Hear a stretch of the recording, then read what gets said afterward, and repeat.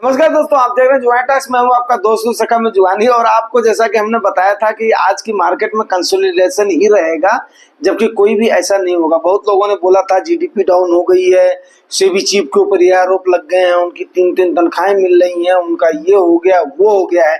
मैंने क्या बोला था, मार्केट के पास इतना समय नहीं है कि वो किसी एक इंडिविजुअल के पीछे या किसी एक संस्था के पीछे अपना समय बर्बाद करे, क्योंकि सब लोग बहुत ही स्मार्ट हैं। तो जी हाँ दोस्तों, आज बात कर लेते हैं। बहुत ही छोटा और संक्षिप्त सा वीडियो में बनाऊंगा, क्योंकि मैं शॉर्ट वीडियो डालता नहीं हूँ।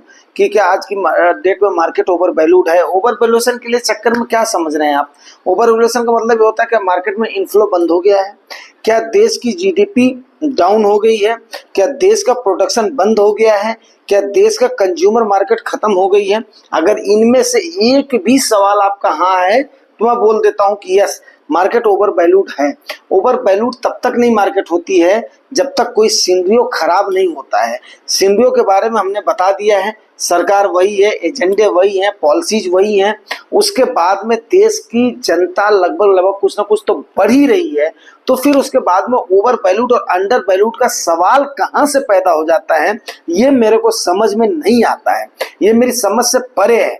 आपको पता है कि यस, इंडियन मार्केट है, लेकिन इंडियन मार्केट में आपको इससे पहले पता होना चाहिए कि अगर FII एक छींक ले लेती थी ना, तो यहाँ पर सबको डिसेंट्री हो जाती थी, नगला हो जाता, जुकाम हो जाता था। लेकिन रिटेनर्स ने वो जवाब दिया है जिसका कोई हिसाब किताब नहीं है। अब गुजरात बंधु सर ने कमेंट करा है कि भाई आज जुगाड़ टॉक्स लाल लाल है दोनों मार्केट। अब उनको कहाँ पे लाल लाल दिखाई दे रहा है? मेरे ख्याल से उनका कहीं मिड कैप और स्मॉल कैप में तो नहीं है।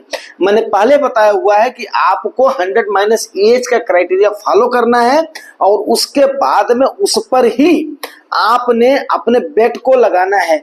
जितनी आपकी एज है उसके मुताबिक इक्विटी में जाना है, उसी एज के मुताबिक लार्ज कैप और मिड कैप और उसके बाद में स्मॉल कैप का आपने एलोकेशन करना है। ये नहीं होना चाहिए ज्यादा। अगर आपको डर लग रहा है तो आप फ्लेक्सी कैप ले लो। कम से कम फ्लेक्सी कैप में आपका फंड मैनेजर अपने विवेक के अनुसार इस्तेमाल करेगा, तो फिर आप अपना दिमाग क्यों लगा रहे हो?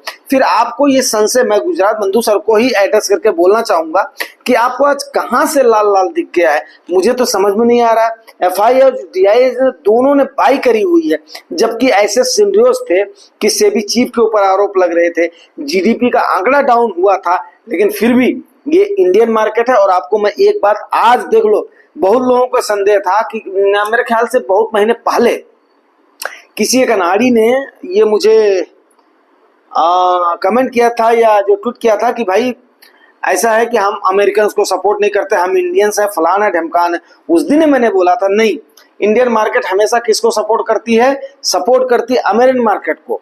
और केवल इंडियन ही नहीं, वर्ल्ड की मार्केट सपोर्ट करती है। और यस, डेफिनेट है, अगर रेट कट होगा तो लगभग अगर आपका फाइनेंस सेक्टर तो ठीक ठाक है, बट फिर भी उसकी हालत थोड़ी सी डावाडोल है। लेकिन IT सेक्टर चलेगा तो दो ही सेक्टरों में सबसे ज्यादा बेट लगाते हैं पूरे फंड मैनेजर, जो कि अच्छे खासे फंड को सेलेक्ट करके लोग चलना चाहते हैं। अब इसका मतलब ये नहीं कि आपने स्मॉल कैप ले लिया है या आपके पास टोटली मिड कैप है तो आप गलत हो गए हैं।